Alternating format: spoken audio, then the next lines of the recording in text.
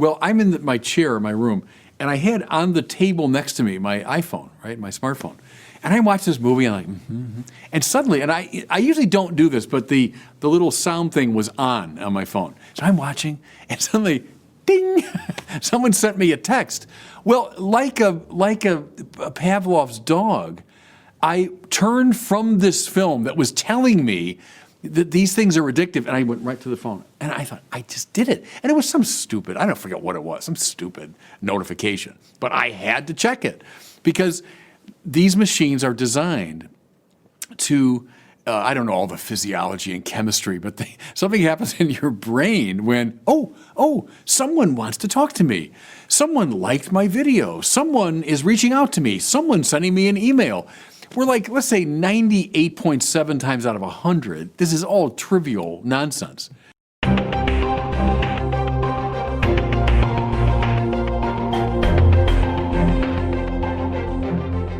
Welcome back to the Word on Fire show. I'm Brandon Vaught, the Senior Content Director, and joining me here as the year is about to end is Bishop Robert Barron. Bishop Barron, good to see you. Hey, Brandon, always good to see you. How are things in Orlando? They're doing well. We're still, hunkering down with the COVID. Yeah, it's hot. It's tough with 7 kids. Everyone's got to stay in the house, but we're making do like a lot of people. Good. Today I want to talk about this new popular documentary on Netflix titled The Social Dilemma. It's getting a lot of attention and commentary. Yeah. So we're going to discuss that. You're going to offer some thoughts on maybe what the Catholic Church can offer in terms of social media and technology and the church's perspective.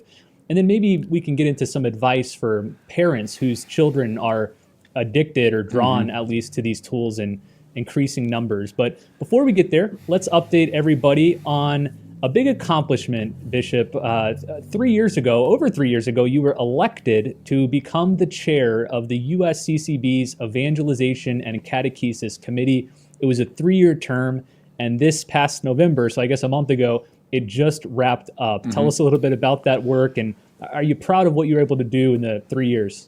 Yeah. It was interesting for me to get sort of introduced to the world of the USCCB. And I think we did accomplish a number of things. Of course, Brandon, you were a consultant to the committee at my invitation, and we looked at the issue of the nuns, of the unaffiliated. I think with a good deal of focus. We brought in some speakers, including yourself, and many others who are expert in the area. I got the chance twice to address the plenary, all the bishops at once, about this issue.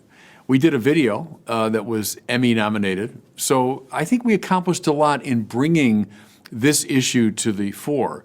Also, I was very happy about this, that I had suggested about a year ago a whole renewal program in the country around the Eucharist, the understanding of the Eucharist, the devotion to the Eucharist, et cetera, in light of that Pew Forum study that you and I have talked about. Well, we're pressing that forward. I'm a bit like Moses in the Promised Land. I won't enter, but we got that thing really, I think, off the ground as a proposal. So I think we did accomplish a number of things, and I enjoyed working with the other bishops and consultants on that committee. In some ways, it was sad that we ended in the COVID period. So our last meeting was a Zoom meeting. Normally, of course, we meet in person. We have a nice chance to, socialize afterwards and so on. But I enjoyed that period, and I think it was productive. I know Bishop Cousins, an auxiliary up there in the Archdiocese of Minneapolis and St. Paul, has taken over the committee, and he was a part of the meetings for the last, year or so, and well-beloved, well-respected. I think the committee's in good hands, and you'd agree with that. Yeah, he'll do very well. All right, well, let's talk about this film, The Social Dilemma. So as far as I can remember over the last 5-6 months, it stayed in the top 10 trending films on Netflix. Netflix doesn't release their viewer data, but I have to guess it's been seen by millions of people, maybe tens of millions of people. It's a film/documentary about the dark side of social media, and it's explained by Silicon Valley innovators. A lot of the early executives and founders of companies like Facebook and Instagram and Snapchat, a lot of the people who were on the ground at the beginning creating these tools are kind of reluctantly explaining why they maybe weren't aware of some of the bad effects these tools opened up. So I'd like to talk through the film from several different angles, Bishop, but maybe we just start off with first impressions. So I know you saw the film. Yeah. What'd you think after you saw it? Yeah, I liked it. And to me, the single most interesting thing was what we just said, namely that these are some of the leading figures in the production of this world, the people that gave us Google and Facebook and Instagram and this world that we live in. And they're the very ones who are ringing the alarm bell about it. The people who created this situation are from the inside aware of its difficulties. And I thought that was very telling. I found the movie very gripping because it's a world that we all move in now. And do we really understand its dynamics and how it's shaping us kind of willy-nilly? I found it very instructive, but these weren't like just outsiders who were, throwing brickbats at the social media world. These were insiders to that world who were saying, basically, look what we've done. We've created something, a bit like, I don't want to exaggerate, but the Frankenstein monster idea that we've created something which is now turning on us. And beware, and I thought that was a very gripping message. One of the overarching themes of the film, which is probably no surprise to any of us who use social media, is the heavy emphasis on technology's addictive qualities. And to a person, almost all the people interviewed would emphasize that these tools are designed that way. They're designed to get you addicted and to keep you coming back over and over and over like a slot machine or like a drug. I think one of the most eye-opening aspects to me, both in this film, and I've read a handful of books over the past years on this subject, is the reality that some of the smartest people in our culture, hundreds of the smartest engineers, are in Silicon Valley right now figuring out ways to get you addicted to their tools. And if you think that your willpower is able to overcome that massive convergence of brain power, you're either an anomaly or you're just naive. We can't just will ourselves to get out of this mess, right? Yeah, and you're raising so many interesting questions, Brandon. I'll tell you a story. As I was watching the movie with Father Steve, who lives with me, and so we're watching these people talk about the addictive quality of the iPhone and how it's designed to draw you in. And even though it's a lot of kind of trivial stuff, yet we're interested when we hear the bell or the light comes on. Well, I'm in my chair in my room, and I had on the table next to me my iPhone, right, my smartphone. And I watched this movie, and I'm like, and suddenly, and I usually don't do this, but the little sound thing was on my phone. So I'm watching, and suddenly, ding, someone sent me a text. Well, like a Pavlov's dog, I turned from this film that was telling me that these things are addictive, and I went right to the phone. And I thought, I just did it. And it was some stupid, I don't forget what it was, some stupid notification. But I had to check it because these machines are designed to, I don't know all the physiology and chemistry, but something happens in your brain when, someone wants to talk to me. Someone liked my video. Someone is reaching out to me. Someone's sending me an email. We're like, let's say 98.7 times out of 100, this is all trivial nonsense. But yet, it's some kind of chemical reaction in us that says, I got to pay attention to that, The other one that strikes me, Brandon, I remember when I first heard about this, I thought, well, that's ridiculous. Namely, when you're on Facebook and that you can, you have your Facebook friends and all this, and that there's this feed that you can just kind of look through, I remember when someone explained that to me, I thought, well, why would you ever do that? That seems crazy. Why would you ever want to look at what other people are posting? Well, now I do it compulsively, like most people. You pick up the phone, maybe you're checking something, and then you're going through this. And, what's it telling you? I mean, next to nothing, to be honest. I mean, next to nothing of importance is coming up, but yet there we are. Because, look, I'm imitating it. The machine drew me, like Pavlov's dogs, into this addictive pattern, right? So I like the fact that the movie drew this so clearly to our attention. Man, we have been manipulated by the makers of these machines, and I suppose kudos to them. I mean, they accomplished what they wanted to accomplish, but it does raise some serious questions. And the spiritual tradition has a lot to say about addiction. Addiction is a real serious issue spiritually. But the good news is, because of that, we do have, I think, certain strategies and techniques for dealing with addiction. But the fact that we're addicted, there's, I think, little doubt about that.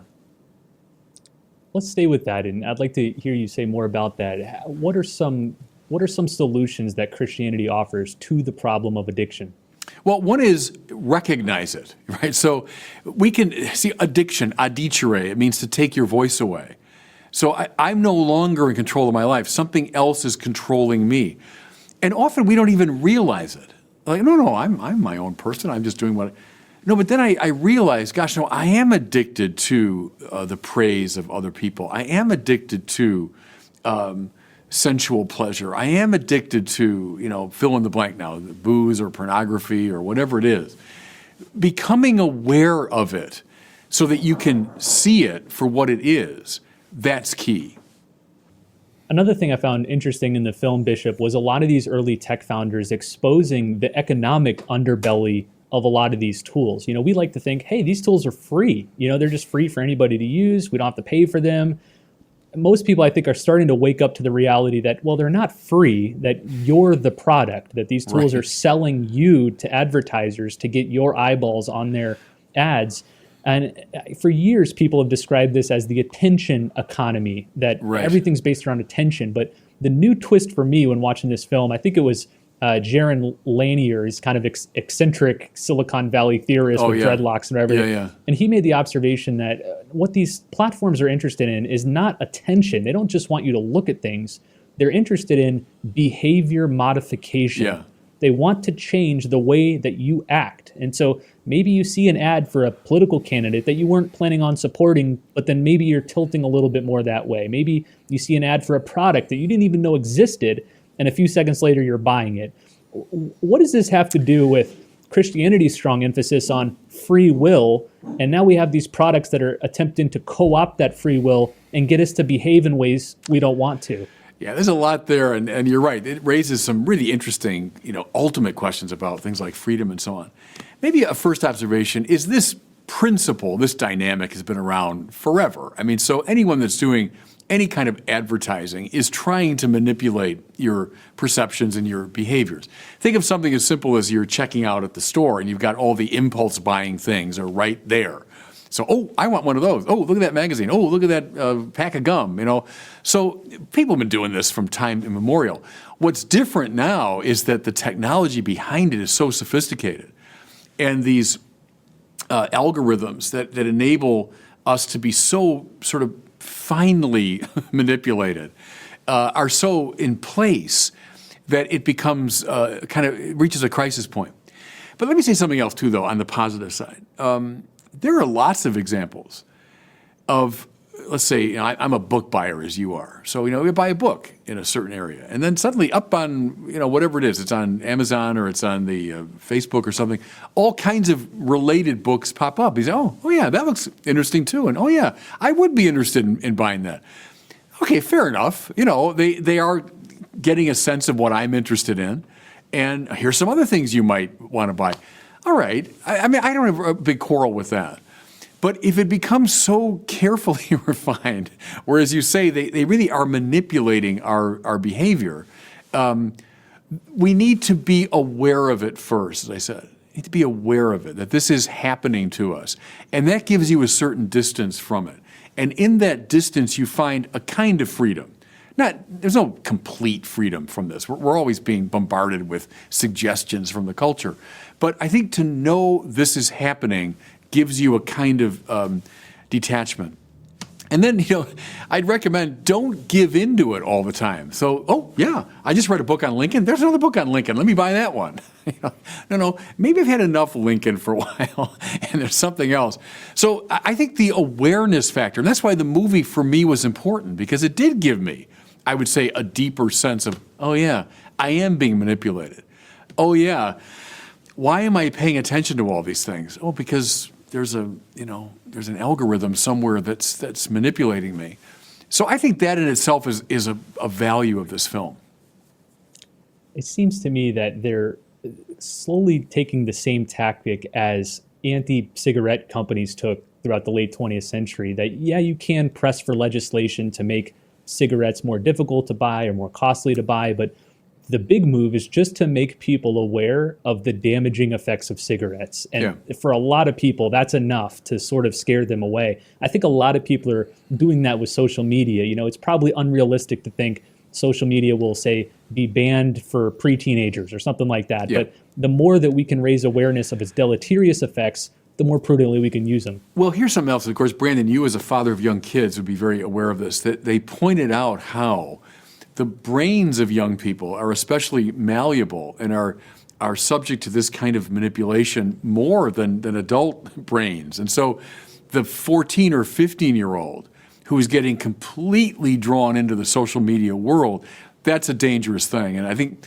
before the show we were talking about that. For me, the image of the 14-year-old going up to his room or her room and just spending hours on these machines, to me, that's such a negative image.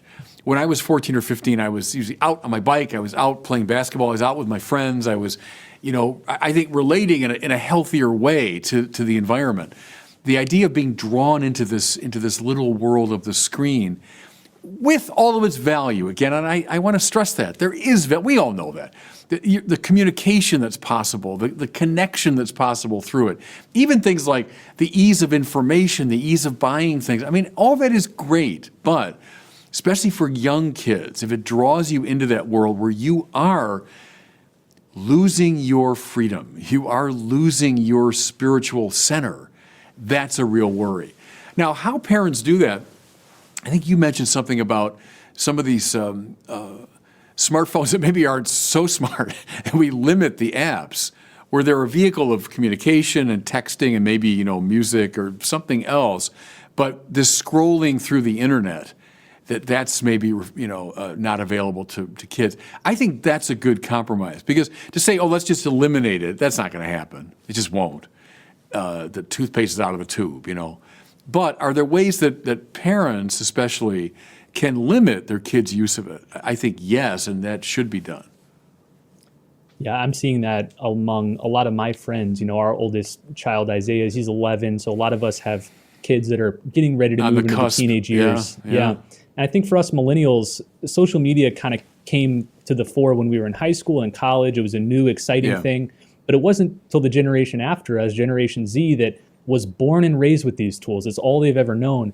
And what I'm seeing, and again, maybe just anecdotally, is that people in both of these generations, Millennial and Generation Z, are saying, look, when I have kids, they're not going to be using these tools. I'm not going to just give them, an untethered iPhone with unlimited apps and social media and internet, because we've seen the damage that it's done to ourselves, and we don't want that for our kids. And I think that, go ahead, but I think that's extremely important, Brandon, that your generation now in your role as parents would say that and would know that. It's a bit like the makers of this film, the insiders to that world, saying this is a dangerous world to a degree.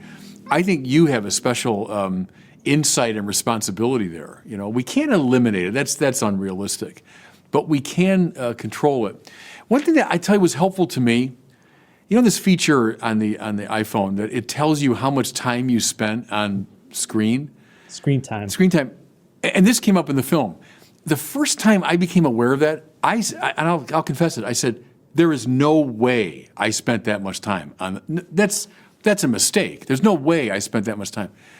Well, then you realize, no, I guess I did. Now maybe it was I had it on the Waze app in my car. I don't know what it was, but I'll confess it, spend too much time doing like just stupid scrolling through Facebook feeds. And, I found that little information helpful.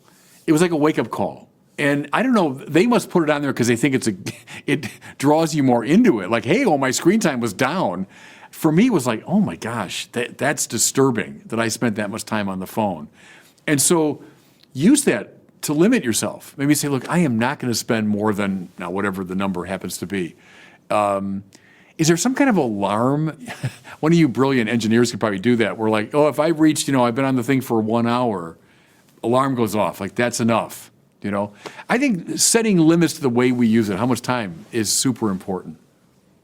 I think actually the screen time feature was in response to a lot of critics who were looking for a lot of these companies, cell phone makers, social media companies, to employ more responsible features to help people use things less. But Okay. you're seeing now, Bishop, that as a lot of these Silicon Valley founders are called to testify in front of Congress, that there's this growing tension now where these social media companies, on the one hand, want to keep people as addicted and have their eyes glued on as long as possible because that's how they make money.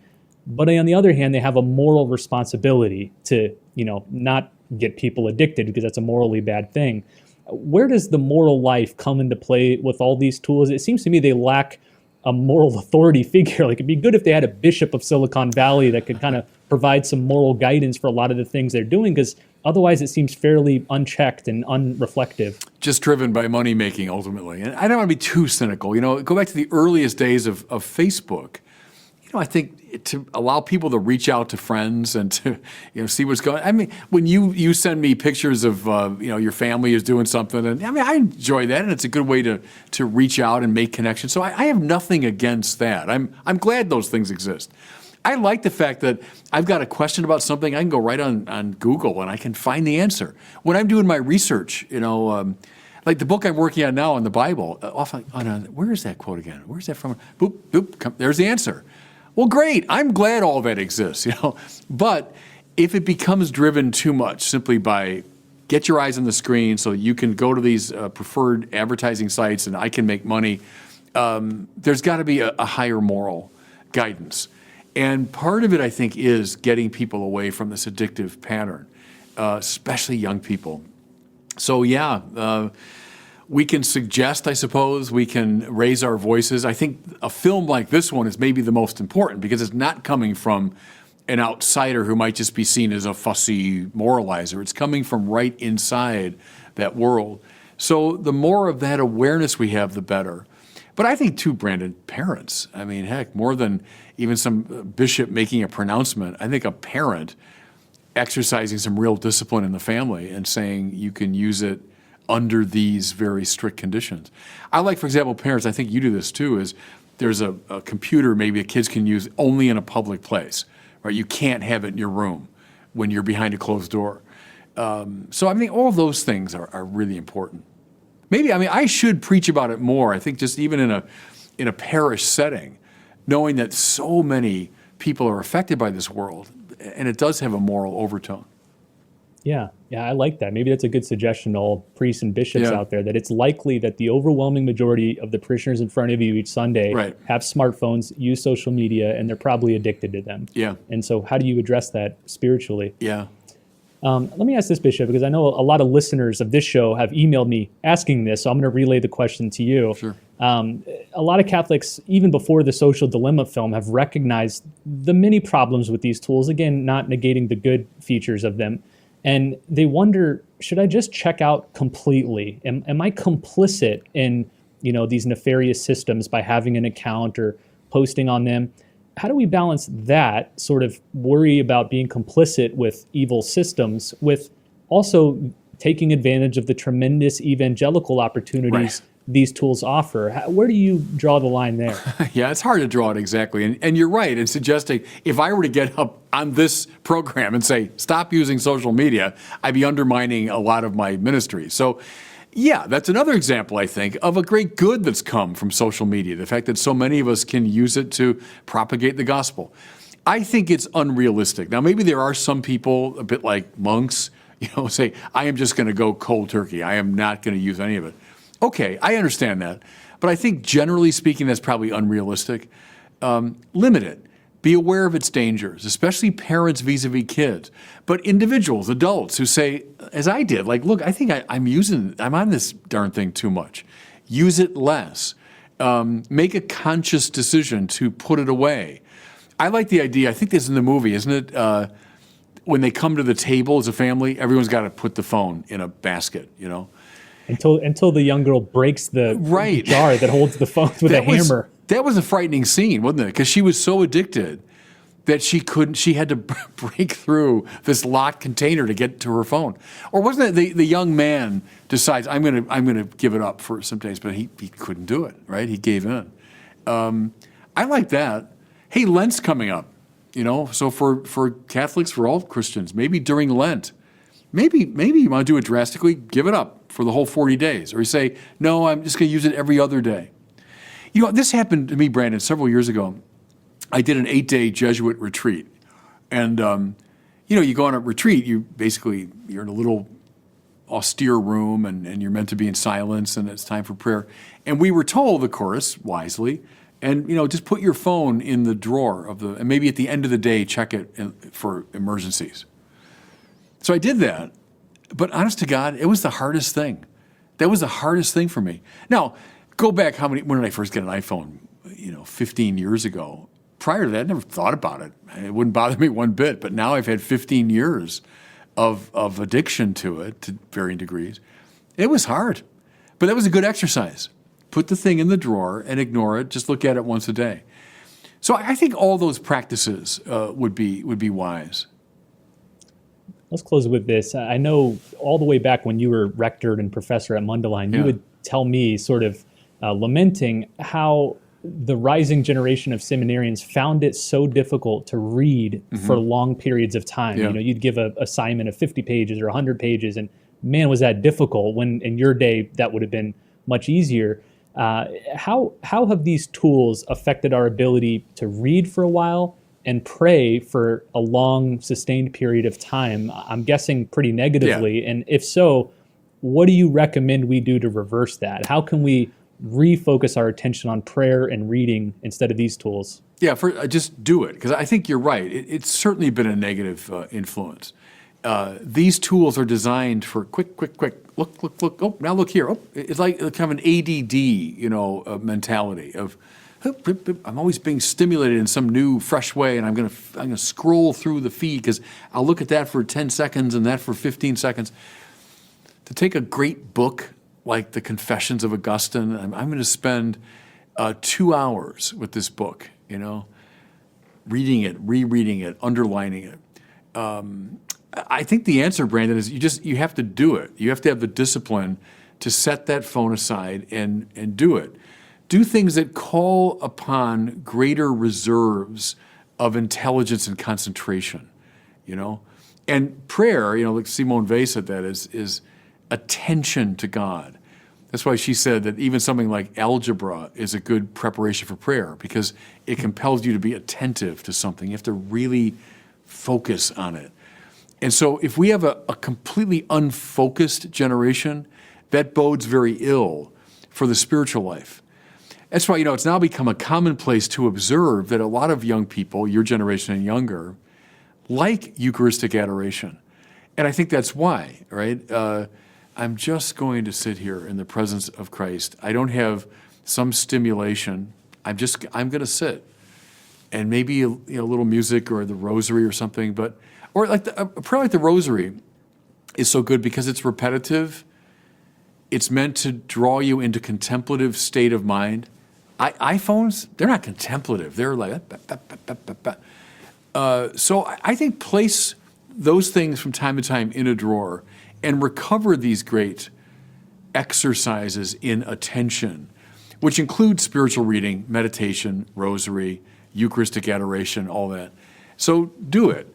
I'll say I'm an old guy for younger people today, but I begin every day with the Holy Hour. I began today, and it's my favorite time of the day. I got there about 5:30 in my chapel, cup of coffee. I pray the rosary first and then do my office. But a lot of it, too, is just, I look at him, he looks at me, as the Curé of Ars said. I think that's very important. And one thing I do, Brandon, on purpose, and it gets me in trouble sometimes, but I leave my phone upstairs. So I leave it up and I plug it in to recharge it or whatever. But I go down to the chapel, I never have the phone with me because I know I'd be praying and then ding, or I'd feel the vibration or something and I have to look, and so leave it up in the room. Do that kind of thing more often, I think would be good.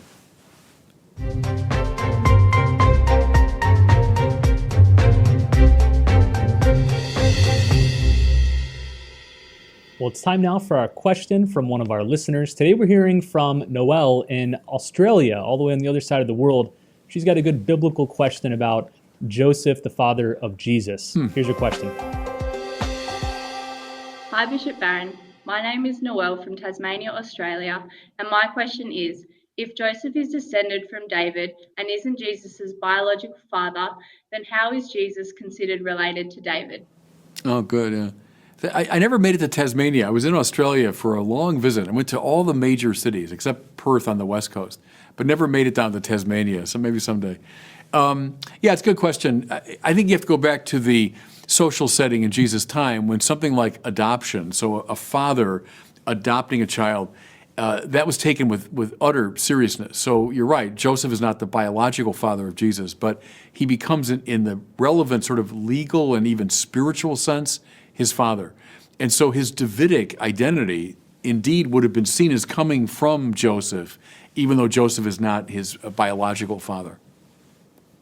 Thanks for that question, Noelle, and thanks to all of you for listening and watching, not only this episode, but throughout the entire year. We're getting close here to the end of this 2020 calendar year, which has been so hard on so many of us. But on behalf of myself and Bishop Barron and the whole Word on Fire team, we want to wish you a very Merry Christmas. We're hoping that you and your family are somehow able to get to Mass in some form wherever you are, given all the COVID restrictions. But we look forward to being with you again in 2021.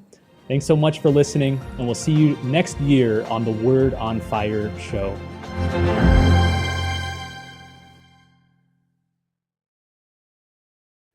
Thanks for watching. If you enjoyed that video, I encourage you to share it and be sure to subscribe to my YouTube channel.